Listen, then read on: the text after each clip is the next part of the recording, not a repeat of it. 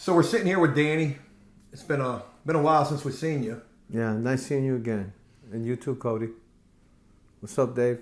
I don't even know how to talk to you about what I'm getting ready to talk with you about. The last time that we saw you, there most certainly was a lot of static between me and you. We addressed that in the video. We're going to address just a little bit more of that in this video, but that's not really what I want to focus on just yet. Mm-hmm. There's a question or something that I want to, I guess, get your thoughts on. And that is, you know, when we first began working with you and we first introduced you and your story, you became quickly probably one of the most loved individuals that we had ever featured. It would be from everything that we had just gone through recently, where that would change and you would actually become possibly the most hated person. How? I don't hated person. How's this? You know what's crazy? That you say that? That really bothers me. Because it was all that love that I got is what helped me really make it out here, of course, with the help of Joe and the crew. You know, I made a comment already about those commentators. They really do a lot of damage out there, for real. I guess they're miserable or something, but how did that happen? I mean, with the drama that me and you went through, and I hate to even refer to it as that, but that's what it was. I guess the biggest reason that led to all of this, outside of the argument that me and you had that I put out there, was people feel like with all of the help that we gave to you, and we're going to talk just strictly financial, with those GoFundMes, especially all the money that we raised for you, people feel like, one, that you were ungrateful for that, and two, that you just took the money up and ran. That's crazy. You know what, and I'm not going to say funny, but that's just a statement that I use to make a point. If you remember, Joe, I didn't want that. I debated with you for a while on that, you know, and it took time for you to explain to me, and at the time, it's true, I needed the help, you know. That helped me a lot. Land this place here, get the moped to go back and forth to work. I mean, I can line up everything that I did with the money. I didn't use it for any unnecessary thing, but I used it for all necessary things, for what the viewers helped me, those who contributed. And I'm assuming, and I'm almost positive, it's the ones that are making the comments, the ones that didn't give any money. Well, you know what? I want to stay on this. But let me finish with this. I'm sorry, I didn't mean to cut you off. And I didn't really want the money, you know. To tell you the truth, I didn't want any help. And I only accepted the help from Joe directly because I was developing a like and a trust with him. You see what I'm saying? I felt really uncanny to have the world, all the viewers or those who helped, to help me, people that I didn't know. And then I understand. The other thing is that psychologically, I didn't understand how can people help you when they don't know you? Because I never learned, you know, being in prison for so long, I had a certain way of thinking. I didn't think there was people out there nice enough to do what they did. And believe me, I was very appreciative of what all of you have done. And I still am today. And you said in fact, if you remember, I didn't even want your help. I wanted to go back to prison. I told you that. I even mentioned in the prison, in one of the videos in the beginning. I don't think it ever made the video, but it was when I met you at the job fair, yes. And I had the mic on like I got now. Yeah, when I first met you, you know, you said that you had been home for 7 months after serving 40 years. Yeah. And you just wanted to go back to prison. I wanted to go back to prison. I didn't want no help. If the government themselves cannot help me, the ones who put me in prison, then I didn't expect anybody else to help me, because I felt, and still feel till today, that the people who put me in are the ones who are supposed to help me get out and adjust, and they didn't. No programs, nothing. There was nothing. So the only ones that was there at that moment was Joe. And it took him some real quick talking and to convince me that he was the right person in the crew, him and the crew, was the right person to direct me and help me to go that way. Because from the beginning, I didn't want no help. The only help I wanted from the government. They're the ones who put me in. It's their job to help me adjust, and they didn't do that. And I thank Joe and the viewers, because you guys made a big difference in my life, and this is why I'm here today. That's why I'm a successful story, because I'm here today because of every one of you, and I do appreciate it from the bottom of my heart. I want to go back to, the money that we raised for you and the fact that you didn't want the help. Yeah. I can remember vividly during the Christmas one, we've done 2 GoFundMes for you. The first GoFundMe that we did was what helped you to get this place that you still have. Yes. Without any support from After Prison Show, you're still able to be in this place. So you've been taking care of your responsibilities. We got you this apartment, the moped, a bank account. We did a whole bunch of stuff with that very first GoFundMe. The second GoFundMe was during Christmas time. This would be the one that would raise quite a bit of money. Mm-hmm. It had raised, I think, $18,000 total. After $4,000 of chargebacks, you were left with 13,000 something, somewhere along them lines after GoFundMe's cut. And you said that you spent that money on things that you needed. Rent, advance, food. I paid bills in advance so that I didn't have to worry about it later on. Of course, my family, my first Christmas with them. I bought my nephews that I never met, grandchildren that I've never seen. I bought them presents. And you bought some things for yourself as well. Yeah. And that's what I really want to focus on. You bought a motorcycle, you bought a truck. And the only reason I'm bringing those 2 things up specifically is because the way I feel about it, that's your money. Mm-hmm. And you do with that what you choose to do with that. Mm-hmm.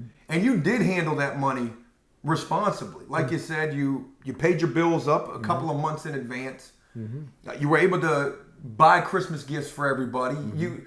You did what you chose to do with that money. You could have done anything with that money. Mm-hmm. I just bring that up because it was your money to do with as you saw fit. And that's it. Mm-hmm. But there were people who said that you took that money and you ran. And I want to talk about that point specifically because that was during Christmas time and we would end up doing a video, and I think it was in March. I don't know for certain. It could have been February. Who knows? But we would end up doing a video where you wanted to take a break because you wanted privacy. It was like some months later. And you wanted to take a break. You wanted your privacy. And let's talk about the privacy a little bit because I really want you to key in on why that was important for you. Mm-hmm. Well, once again, I gave an explanation. I felt that I don't really have to, but people are entitled to their privacy. Like I said, I'm a success story. I came out, and sure, I'm still out, but honestly, I'm still adjusting. I live a private, isolated life. Even doing a video, I'm back now, but there's a part of me that want that isolation and privacy. I spent 18 years in segregation. I did 40 years in prison. I'm still adjusting out here. I'm adjusting to people.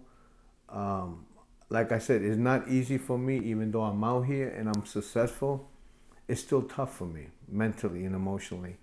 I love my privacy. In fact, I think I'm doing it too much. Maybe I got to learn how to come out.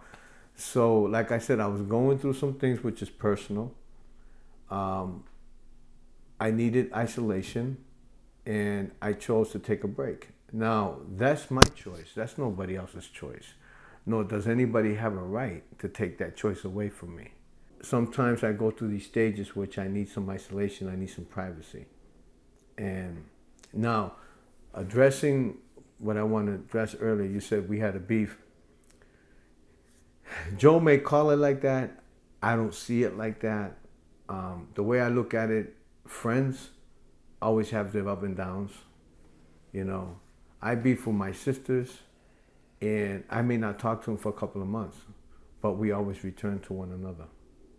And so, and I believe, I'm putting 2 and 2 together. I believe that the GoFundMe money, the privacy time that I needed, just for a little bit. Yeah, and the beef, I believe that this is what caused, what's going on today, I guess. These comments that are being made and, but in reality, sometimes they say you can't judge a book by its cover, okay? Apparently, it's whoever is doing this is seeing it the way they want to see it, but they don't see the real, true picture behind it. You see, and I guess this is why you're here today and bringing me, I wanted to address this, Danny. Yeah. I felt like this needed to be addressed because I see it quite a bit in the comment section, and I shouldn't pay mind to the comment section. And more important than that, the main reason why I wanted to address this is because that's not what I want you to be at all.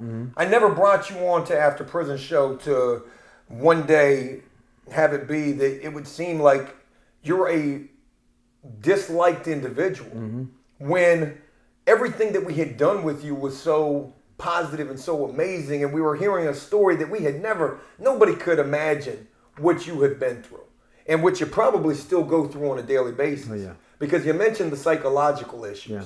And I guarantee that a big part of this comes from all the time that you served and all the time that you did, in isolation at these horrible prisons. When I explained to you the other day, you asked me how I'm doing. I said, I'm not doing good. And you said, why? I said, I feel disconnected. Meaning I can't function. Today I can't function. And I feel the same way today. But I'm here in front of this camera today because, this needs to be addressed. And I'm not looking for any sympathy. I did what I did. I did my time like a man, and that's it. Bottom line. You go ahead, do 40 years, see if you can survive it. But getting back to the reality here is this, that I have my days, okay? I ain't perfect. Yes, I'm a successful person now, but I still have my ups and downs. I still have those barriers that I have that monster, that demon that I got to deal with. What is the demon? That 40 years of demon. That 40 years of anger, frustration, isolation, stereotyped, you know what I mean? I even go through it today. I'm stereotyped even when I meet people, First thing, are you afraid of him? My relationship was not easy because that's another issue. People read the background, they look at YouTube, they say, wow, he did 40 years. How can you talk to him? Aren't you afraid of him? Like I'm some type of animal. Yeah, it bothers me, but I try to move on. And I try to disregard these people just like these negative commentators. I tell you what, if it wasn't for Joe, he taught me not to pay attention to the commentators, and I really don't read them, okay? And because there was one comment made when I first came out after Prison Show, and that comment was so ugly, okay, that I wanted to find that dude where he lived at. And I was going to go visit him. But Joe had taught me that this is part of the, up and downs that goes with the show. Don't pay attention to it. And so he taught me something. But I wanted to go see that dude.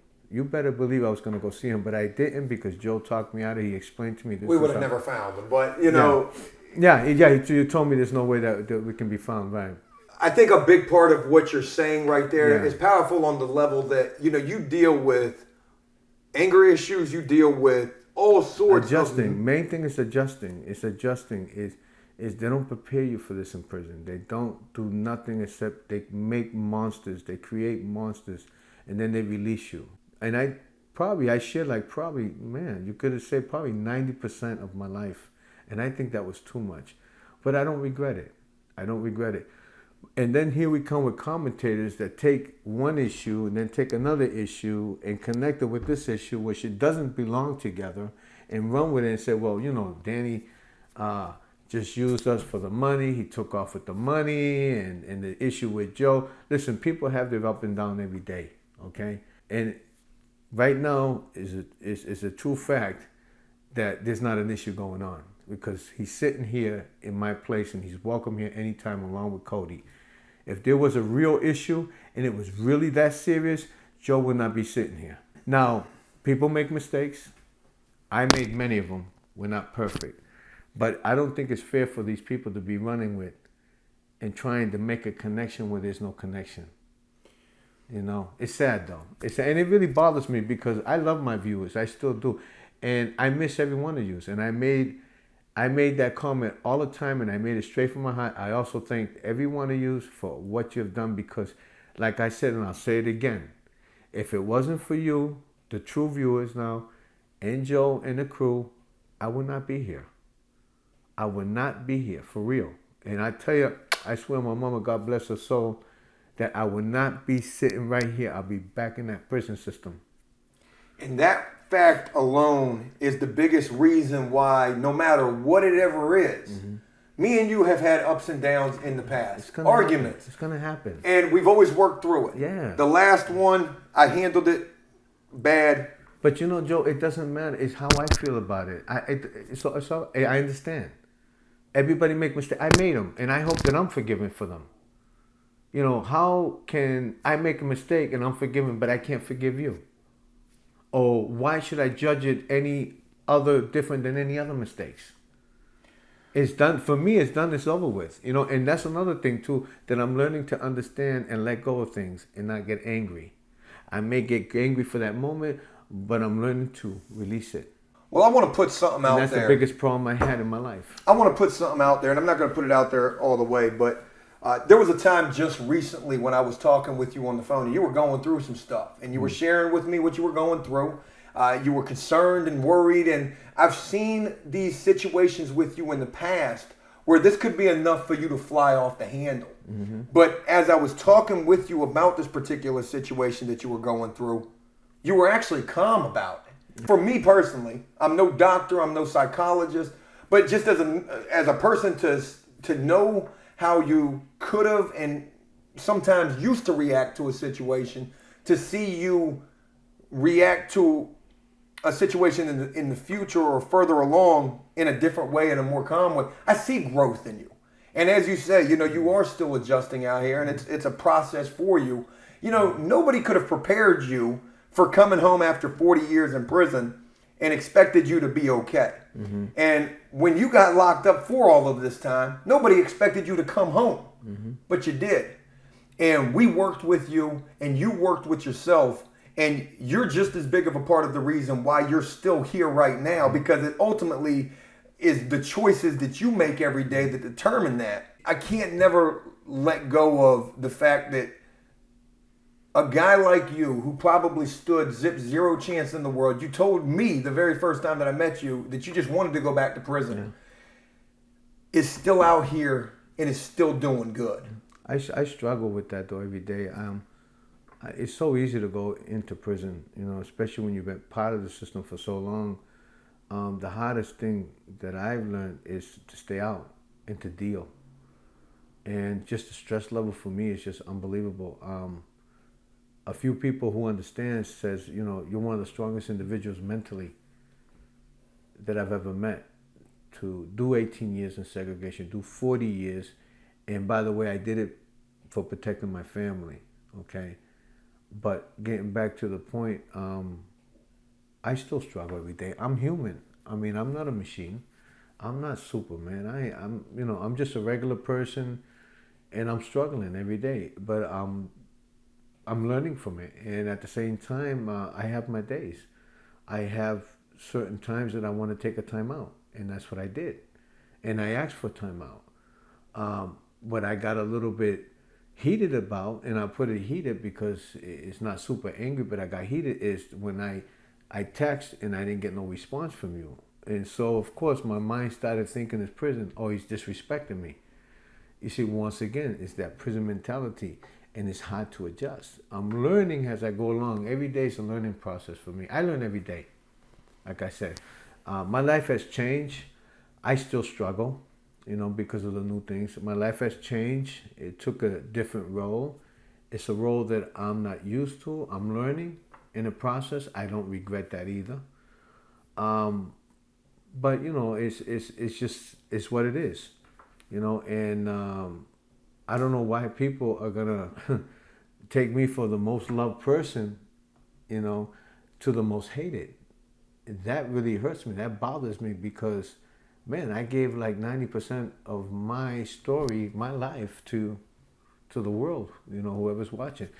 And then for a few commentators, or maybe more than a few, to throw a monkey wrench into the motor so that, you know what I mean? So the motor fall apart, which we are the motor. We are the moving, you know, vehicle to bring this to you live. And it's sad that these guys do that.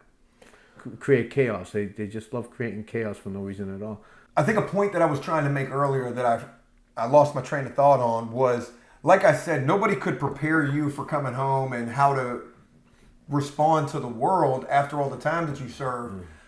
But even with as much help as After Prison Show provided for you, there was no way that I could personally understand what it was going to be like for you getting all of this attention that you did receive. You're a guy who spent a lot of time in prison, most of your life, more time than most people have been on this planet for. And in that element, you're very private, you're isolated, and now you are in front of the world on this stage, basically, where anywhere that you go, people are knowing who you are. You're not only one of the biggest success stories that's been featured here on After Prison Show, you're also one of the most popular people, because it's pretty often when I'm talking with you, you tell me a story of somebody coming up to you in public. I could have never imagined when we started working with you what this entire experience, all of this popularity, all of this attention would really be like for you, and how that would affect you.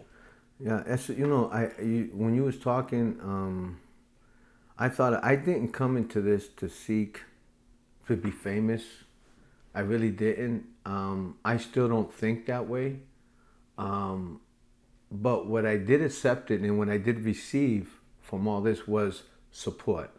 Something that I've never received in my life, something I should have received from other agency for help, but yet I received it from people who were kind enough to do it. I didn't think, and I mentioned it in one of the videos in the past, I didn't think that I would meet, and people still today exist that have a heart to do this for me, because it was really that inspiration is what made me a success today. So how can somebody say that I don't appreciate it? Who the hell is this individual or these individuals to say that I don't appreciate the help that I received? I mean, it really, that ticks me off, But I'm going to keep it professional. But I want to thank the ones that always been supporting. It was really the inspiration is what I was seeking in the support. I think that was valued more than anything, including the GoFundMe, money, $1 million. It's really the support is what really, really touched me out of all this. It wasn't the money. It was not the fame. I'm not looking for none of that. In fact, I didn't even want the money. I didn't want him to do the GoFundMe. But I was convinced, and at the time I needed it, so I said, okay, fine, let's do it. I remember there was another time you suggested, I said, no more. Remember that? Yeah. Thank you. With everything that we've mentioned here, and with everything that we've talked about, I guess I really just wanted to address the fact that, you went from, in some regard, the most loved individual who we've ever featured to potentially one of the most disliked and even hated people. Mm-hmm. And I can't imagine that that's something that you would want to be viewed as. And I just really want to hear, I guess, your thoughts on that. Well, it really bothers me and it hurts me, I'm receiving what he's telling me, but I find it hard to accept. I believe that really I still have those people that support me. I still believe they're out there, because if they're kind enough to do what they did for me, I believe that they'll always be there. And I want to thank every one of you. And I believe it's these negative commentators that throw the monkey wrench in, to cause this up and down situation. I don't know whether they're doing it just vindictively or they're doing it just to, maybe they want to be part of the show. That you need to come and identify yourself and ask Joe to get on. I guess technically they are kind of part of the show. Yeah, it's true. You're right. But you know what? Right here. But they're undercover. That's the bad thing about it. No, seriously, on a serious note, I didn't come in here for fame. I don't want fame. I really didn't want to reveal my life story because very people are judgmental. I did what I did. I did it for the love for my family. I did what I did. A lot of people don't have balls to do that for them, for theirs. I did what I did, fine, cool. But, what I did, a lot comes with it. And, one thing is adjusting to society, trust issue, difficult to open up, And I think I've showed my appreciation enough that I shared at least 90% of my life with the world. I believe that's my contribution back and showing my appreciation, because I've always appreciated. Once again, it was the inspiration of the viewers and of course you guys that I am success today, even though I struggle because I'm human. Once again, my background was very difficult. It's tough. I'm still dealing with it. Sometimes my reactions, sometimes I react like I was back in, and I'm people bringing it to my attention, and it causes misperception. Is that the right word I'm looking for? And it's difficult. I got to correct it. And they showing me and teaching me, sometimes I respond very aggressive. I don't mean to. So I'm going still through adjustment. It's not something that I just say, yeah, I changed, here I am. But the thing is, I came a long way. Once again, a lot of it was the emotional support that I received from all of you. So about this other thing that's going on, and they're trying to create something that is not true. Joe and I, regardless, we may have 2 or 3 beats more again. Who knows? We don't know the future. But guess what? We're always sitting here together once again. So if he made a mistake, I made many. You know what I mean? And I hope I'm forgiven. So why I can't forgive him? And I think it's up to me to do the forgiving, not anybody else. Especially to the negative commentators who's making these negative, and throwing crap into the mix. You know what I mean? To make it smell the way they want to make it smell, very ugly. It's not that way. Danny, look, I just wanted to sit here and address this with you today. And I'll look forward to seeing what the future holds. Mm-hmm. Regardless, you've been a part of After Prison Show. You were a success story here on After Prison Show. Mm-hmm. And I want to see you just continue to do what you're doing. Yeah, definitely. Like I said, I have my up and downs, and I still do, even today as I'm talking to you. But I moved that aside, I moved that aside. I try not to let, but sometimes I just need that space. And I guess when I asked for it, this was when all this stuff just blew up. And it's crazy. Yeah. A lot of it is done, of course, with the negative comments. And once again, I've never been a fan of those negative comments, and I really don't read them. I only know through you and through my cousin that she tells me down there. By the way, and one more guy, Deontay, I love you too, man. And so, I only learned these things through you guys, because I don't read. From that one experience that I had in the beginning, when that guy said that really nasty comment about me in prison, what I was doing, some gay thing he came up with, that really shocked, that really hurt me, got me angry. But, he taught me, just let it go, And like I said, I'm still learning. I'm still struggling. I'm not going to lie to you. Man, 40 years, it ain't easy. I'm realizing that more than I'm out. I don't realize it when I'm in there. But when I'm out here in the real world, paying bills, doing this, doing that, things are not working out, up and downs, you know what I'm saying? It's not simple. But guess what? I'm getting with the program. But I want to give a shout out to the viewers once again. Thank you for understanding. I want you back. I'm coming back. I'm here. I'm in your face. I'm here. And I want to give a few shout outs to Nana. I love you, Francine, and Stephanie. Of course, my wife. Peace. And Yeka, chill out. I love you too.